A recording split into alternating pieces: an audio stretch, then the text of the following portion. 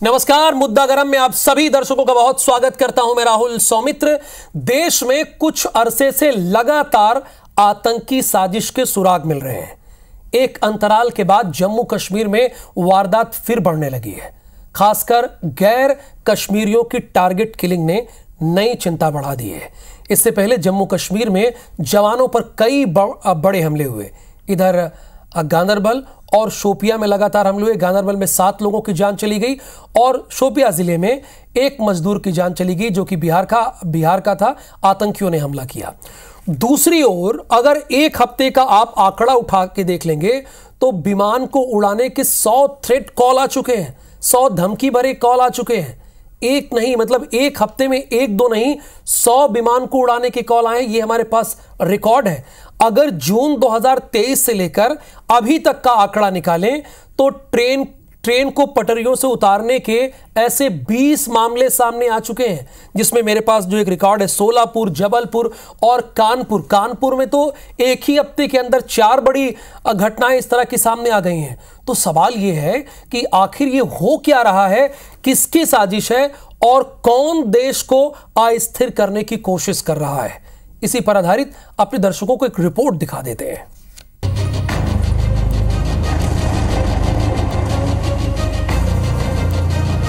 कानपुर से कश्मीर और दिल्ली से कनाडा तक देश विरोधी ताकतें एक बार फिर सिर उठाने लगी हैं। इन सभी की मंशा एक है, मजबूत हो रहे देश को अस्थिर करना, विकास की रफ्तार को ब्रेक लगाना।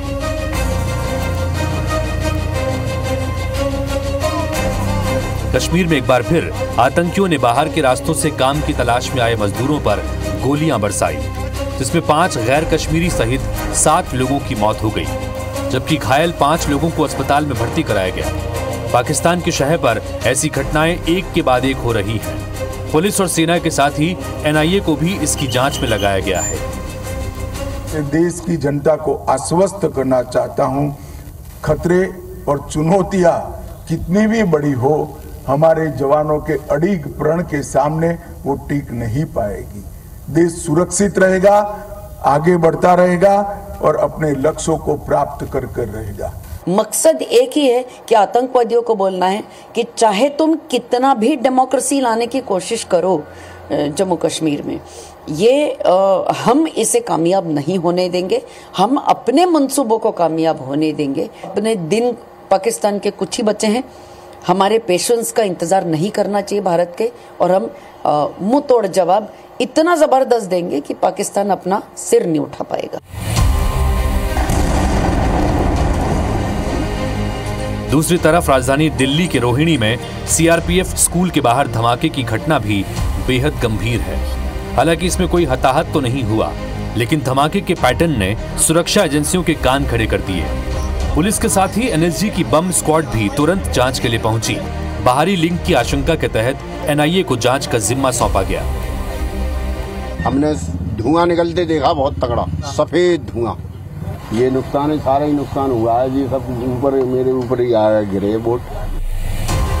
इससे पहले हाल में हुए ट्रेन हादसों में भी पटरियों के साथ छेड़छाड़ के मामले सामने आए। कई संदिग्धों को गिरफ्तार किया गया। हवाई जहाज को उड़ाने की लगातार मिल रही धमकी की वजह से भी एयरलाइन कंपनियों को करोड़ों का नुकसान उठाना पड़ रहा है। 1 महीने के भीतर ही 150 से ज्यादा फ्लाइट को बम से उड़ाने की धमकी दी गई। घरेलू के साथ ही इंटरनेशनल उड़ानों पर भी इसका असर पड़ा।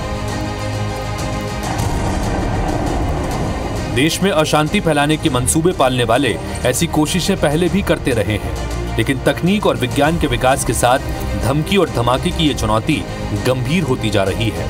बाहरी शक्तियों का 2 तरफा खतरा झेल रहे भारत में एक और नया फ्रंट खोलने की कोशिश कर रही ताकतें फन उठा रही हैं।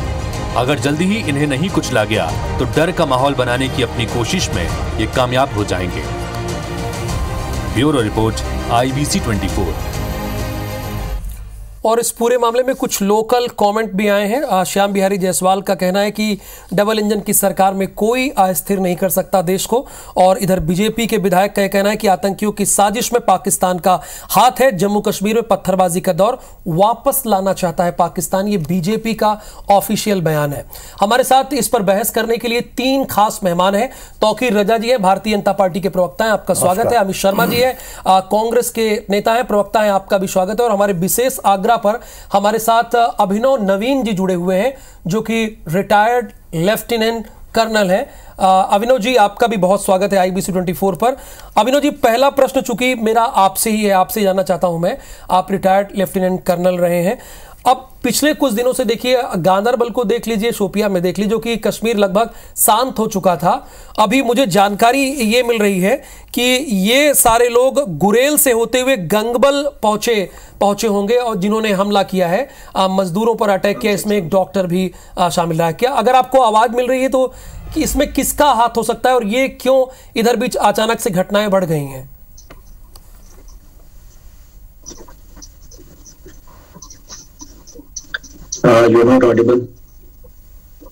चलिए, मैं आपसे बातचीत करने की कोशिश करूंगा, तब तक ऑडियो में सही कराने की कोशिश करता हूं।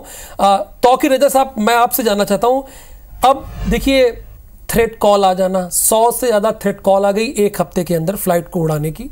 उसके बाद 1 साल के भीतर ट्रेन को पटरियों से उड़ाने की 20 ऐसी घटनाएं हैं। सोलापुर आप देख लीजिए, जबलपुर आप देख लीजिए, कानपुर देख लीजिए।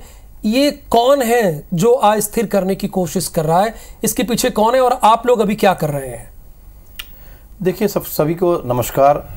आपने देखा होगा भारत में जो अभी 2014 के बाद जो सरकार आई है, उन्होंने कड़े कदम उठाए हैं देश की सुरक्षा से लेकर और अंतर्राष्ट्रीय लेवल में भी अपनी साख को एक मजबूत छवि बनाने के लिए माननीय प्रधानमंत्री नरेंद्र मोदी जी के नेतृत्व में एक कार्य हुआ है। और उसका आपने जीता जागता उदाहरण देखा होगा जम्मू कश्मीर में, जो उसके पहले जो घटनाएं होती थी, चाहे वो अभी जैसे फिर से अभी हुई है, तो इसके अभी पीछे मैं कारण पे आऊँगा, लेकिन पहले ये बताना चाहूँगा कि इसके पहले जो घटनाएं होती थी, आप देखिए कि लोग घर से निकलना नहीं चाहते थे। आप लाल चौक में जाइए तो तिरंगा जैसे हमारे फ्लैग है, राष्ट्रीय ध्वज है, उसको फहराने की किसी की हिम्मत नहीं होती थी, वे उस पर हमला कर देते थे। लेकिन जब से हमारी भारत की मोदी सरकार ने उसको जिम्मेदारी ली और वहां पर चुनाव की भी तैयारी शुरू करी थी, और जब उन्होंने पूरा एक घेरा बनाया तो आतंकवादियों को खत्म करना जब शुरू किया, आप यकीन नहीं करेंगे कि आज 90% जो है आतंकवादी लगभग खत्म हो चुके हैं। ये फिर से कैसे सर उठाना शुरू कर रहे हैं। सिर्फ मैं अभी जम्मू कश्मीर पे आऊंगा, बाकी देश में तो है ही है। तो ये कहीं ना कहीं इसके पीछे अभी जो सरकार आई है, ये कहीं ना कहीं उनकी मानसिकता, ऐसे लोग को समर्थन देना, क्योंकि इसके पहले वही रहा, नंगा नाच होता रहा। लेकिन अब वो चीज नहीं होने वाली। भारत एक मजबूत राष्ट्र है, एक मजबूत नेतृत्व के पीछे चल रहा है, और ऐसा नेतृत्व जहां अमित शाह जी जैसे हमारे गृह मंत्री खड़े हैं, और उन्होंने कहा है कोई भी व्यक्ति को हम बख्शेंगे नहीं अगर राष्ट्र के प्रति किसी भी प्रकार का अगर आपने भेदभाव किया, ये राष्ट्र के लिए, राष्ट्र के सुरक्षा से लेकर अगर कोई आप काम किया। आपने देखा अभी आपने बताया और आपने देख भी रहे हैं कि ट्रेन की पटरी जब ये नहीं संभाल पा रहे हैं तो ट्रेन की पटरी उससे छेड़छाड़ कर रहे हैं, क्योंकि अब इनसे बर्दाश्त नहीं हो रहा है कि सत्ता की लोलुपता में अंधे लोग कौन मैं वही जानना चाह रहा हूं, कौन किसकी तरफ इशारा है? सत्ता तो देख लीजिए, जो सत्ता में आज नहीं है, सारे जितने चोर हैं वो एक हो गए हैं और विरोध में एक होकर ये कार्य करने के लिए उनके पीछे कहीं ना कहीं आज छत्तीसगढ़ में वही हो रहा था। तौकीर जी, एक मिनट, देखिए ये आपका इशारा किधर है? जो सत्ता में नहीं है, किसके लिए आप ये बात कह रहे हैं? यानी देश के अंदर ही वो ताकतें हैं जो देश को अस्थिर कर रही हैं, ये आप कहना चाह रहे हैं? बिल्कुल, जो है स्वाभाविक है कि देश के अंदर वो ताकतें हैं जो इस प्रकार के लोगों को समर्थन करती हैं, पोषित करती हैं, आगे बढ़ाती हैं। और उसके पहले आपने देखा होगा 65 साल 60 साल अगर इनका लगातार शासन रहा तो इन लोगों ने हमसे पोषित किया, आपको समाप्त करने का भी कोशिश नहीं। ऑफिशियल कमेंट आ गया है। देखिए अमित शर्मा जी ये साफ तौर पर कह रहे हैं कि 10 सालों में हमने 90% आतंकी जम्मू कश्मीर से खत्म कर दिए, ये इनका ऑफिशियल बयान है। लेकिन देश के अंदर ही कुछ ताकतें ऐसी हैं जो वो नहीं चाहती हैं कि देश स्थिर रहे, और अभी जो जम्मू कश्मीर में नई सरकार आई है ये कह रहे हैं कि उनका भी हाथ हो सकता है ये शोपिया वाली घटना और गांदरबल वाली घटना को लेकर।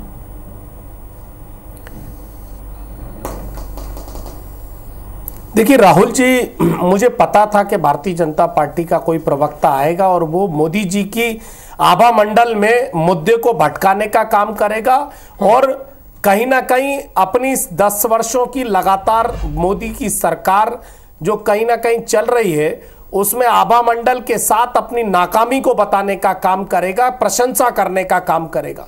मैं मुद्दों पर बात करना चाहता हूं। बिल्कुल, पुलवामा 5 वर्ष हो गए, पुलवामा में बाद 1073 आतंकी हमले हुए जिसमें 182 जवान शहीद हुए।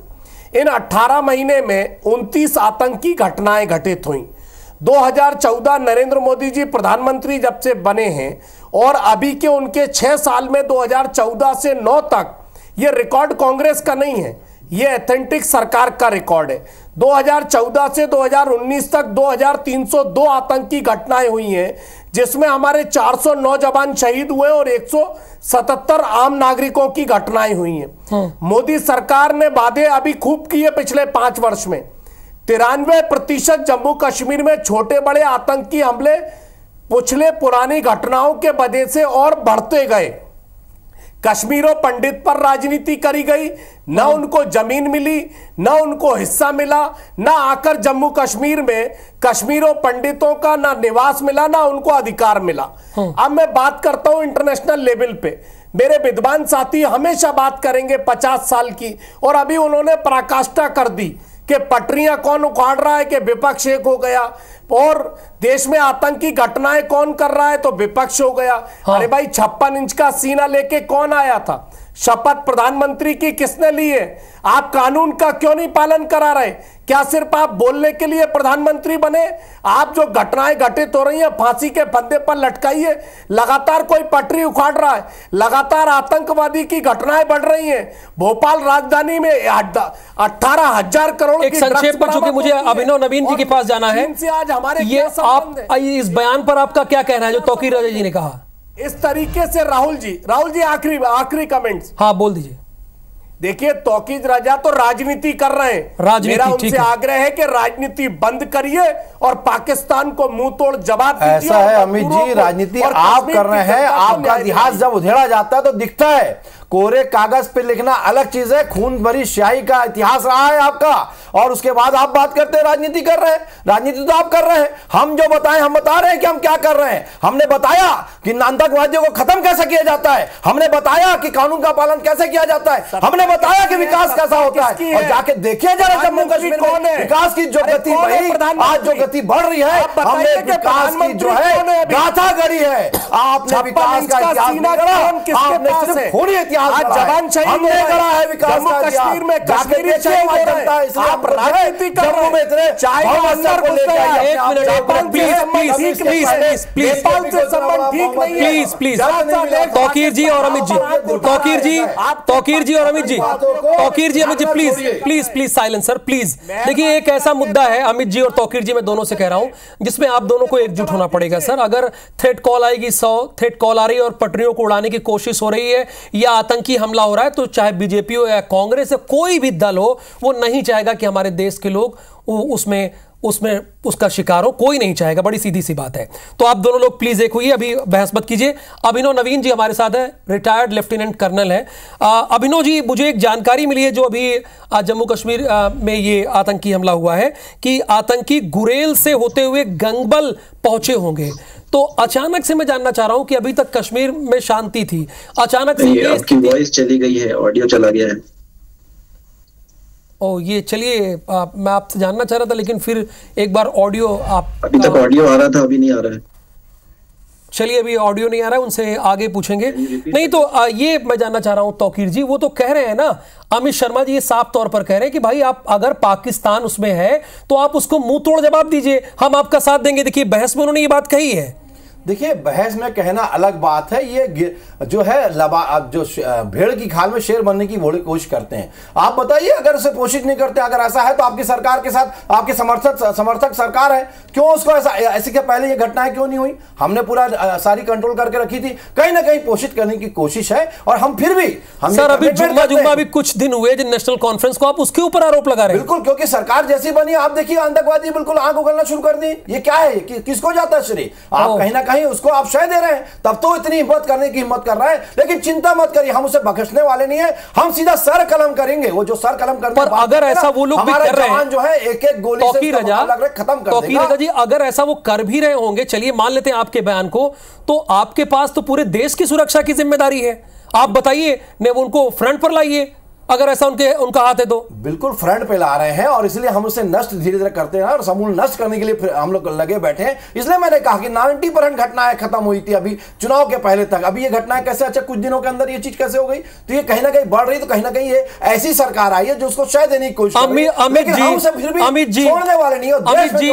मैं चाह रहा था कि पॉलिटिकल में मैं राजनीतिक बयानों में मैं ना उलझूं इस डिबेट में, लेकिन अब बीजेपी के प्रवक्ता तो सीधे आप पर एलिगेशन लगा रहे हैं। वो तो कह रहे हैं कि अभी तक तो शांति थी, लेकिन जब से ये नई सरकार बनी जिसे आपने समर्थन दिया है, तब से ये स्थिति है।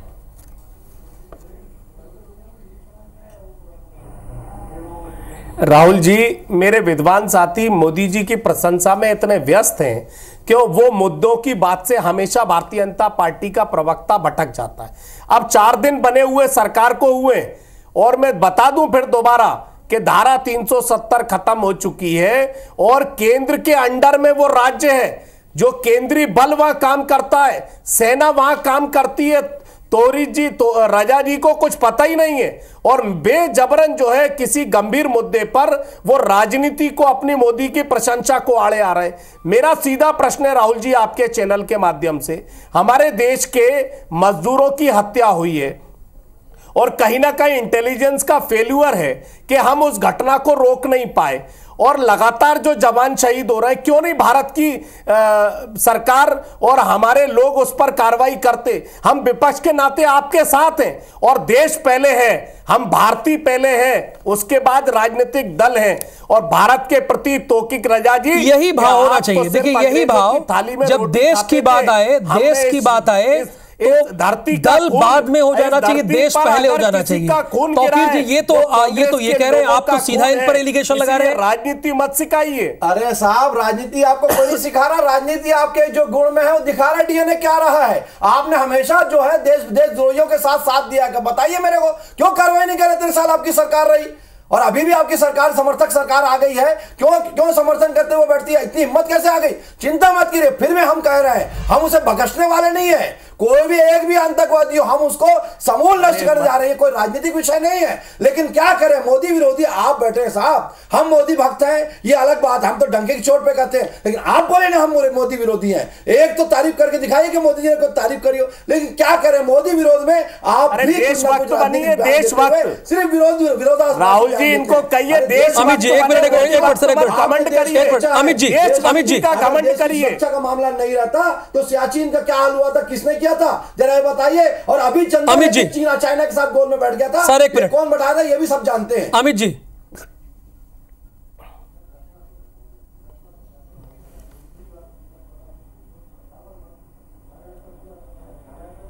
अमित जी, मैं आप ही से कर रहा हूं प्रश्न, आपको आवाज आ रही है? चलिए ठीक है, अभिनव जी के पास चलते। हाँ जी, आ रही है। चलिए, अभिनव जी को अच्छा है, आवाज आ रही है। अभिनव जी, हम लोग चूंकि आप रिटायर्ड लेफ्टिनेंट कर्नल रहे हैं, तो हम राजनीति की बात नहीं करेंगे। जो लगातार आतंकी घटनाएं इन दिनों बढ़ी है जम्मू कश्मीर में, और अभी इनपुट मुझे मिला, मैंने आपसे पहले ही पूछा, गुरेल से गंगबल ये आतंकी आए होंगे, ऐसा सोर्सेज हमारे बता रहे हैं। तो ये अचानक से घटनाएं बढ़ी क्यों है वहां पर? देखिए, आप इस डिबेट को थोड़ा रक्षा मुद्दों की तरफ ले जाना चाहूंगा। इस जो टनल के ऊपर वर्कर्स के ऊपर अटैक हुआ है, ये टनल का एक स्ट्रेटेजिक इंपॉर्टेंस है, सामरिक महत्व है, क्योंकि ये एक बड़ी जो हमारा प्रोजेक्ट है जोजिला टनल, जो कि श्रीनगर को द्रास और द्रास से आगे कारगिल एंड लेह को जोड़ेगा, उसका एक पार्ट है ये जेड मोर टनल। और वहां पर अगर इस तरह का अटैक होता है तो हमारी कनेक्टिविटी लेह लद्दाख से खराब होती है, हमारे सोल्जर्स की मूवमेंट स्लो होती है, और आपको पता है किस तरह से डिप्लॉयमेंट अभी लद्दाख में चल रही है। और जब 2020 से हमारे जो चीन के साथ जो कुछ घटनाएं हुई, तो इन सब को लेते हुए इस स्ट्रेटेजिक इंफ्रास्ट्रक्चर प्रोजेक्ट को ही क्यों चुना गया, तो ये डेफिनेटली इंडिकेट करता है जो 2 आतंकवादी जो टेररिस्ट आए हैं, जो उनकी शिनाख्त हो गई है, पाकिस्तान से ट्रेनिंग लेके ये लोग आए हैं और यहाँ पर आकर उन पे अटैक किया जा रहा है, जो कि इंफ्रास्ट्रक्चर को बढ़ाने की कोशिश कर रहे हैं जम्मू कश्मीर में। तो यह सीधा इंडिकेशन है इस बात का कि अगर राजनीतिक प्रोसेस प्रक्रिया वहां शुरू हो गई है, राजनीतिक प्रक्रिया वहां शुरू हो गई, तो उसको सही ढंग से नहीं चलने दिया जाए, जम्मू कश्मीर में इंफ्रास्ट्रक्चर बढ़ने नहीं दिया जाए, और तीसरा, हर जगह सिक्योरिटी फोर्सेस को टाई डाउन किया जाए ताकि वो इंटरनल सिक्योरिटी में लग जाए और बॉर्डर्स की सिक्योरिटी वीक हो। तो ये सारा कुछ एक साजिश है, और जो लोग इस देश को चलाते हैं, 2 पार्टी के लोग यहाँ पर हैं, मेरी हाथ जोड़ के उनसे विनती है कि अभी हमें सबसे पहले तो शोक मैं व्यक्त करना चाहूंगा, संवेदना व्यक्त करना चाहूंगा कि जिन लोगों ने, जो लोग हताहत हुए हैं, उनके परिवार वालों का प्लीज ख्याल रखिए। और दूसरा, पुलिस हो, एसओजी हो, असम राइफल्स हो या आर्मी हो, सभी लोग मिलकर इस काम में जुटे हुए हैं। अगर आपके पार्टी के वर्कर्स के तहत से उनसे कोई इंटेलिजेंस पहुंच सकती है तो प्लीज पहुंचाइए, और जिन्होंने ये काम किया है पहले उनको खत्म करते हैं और फिर वापस आते हैं और इस मुद्दे पे बात करते हैं कि कौन सी सरकार काम कर रही या नहीं कर रही। तो ये सारा कुछ है। और चीन की मिली भगत हमेशा से रही है आजकल जम्मू कश्मीर में, जब भी ये पिछले 3-4 महीनों से अटैक हुए हैं। तो यही सब कुछ मुझे इंडिकेट करना था। और बहुत अहम बातों का जिक्र किया अभिनव नवीन जी, और आपसे शुरुआत में बात नहीं हो पाई, इसी आधार पर हम बहस भी करना चाहते हैं। ये बड़ी बात आपने कही कि करगिल लेह के सुरंग को ही टारगेट क्यों किया गया, इसके पीछे वजह ही बताई। और सही बात है, अमित जी और तौकीर रजा जी, यहां पर आप दोनों को एक प्लेटफॉर्म पर आना होगा। अगर कोई भी इसमें साजिश कर रहा है, चाहे वो पाकिस्तान हो या चीन हो, उसको माकूल जवाब देना होगा। बहुत धन्यवाद तौकीर जी इस बहस में हिस्सा लेने के लिए, अमित शर्मा जी आपका, और विशेष धन्यवाद अभिनव नवीन जी आपका इस बहस में जुड़ने के लिए। नमस्कार।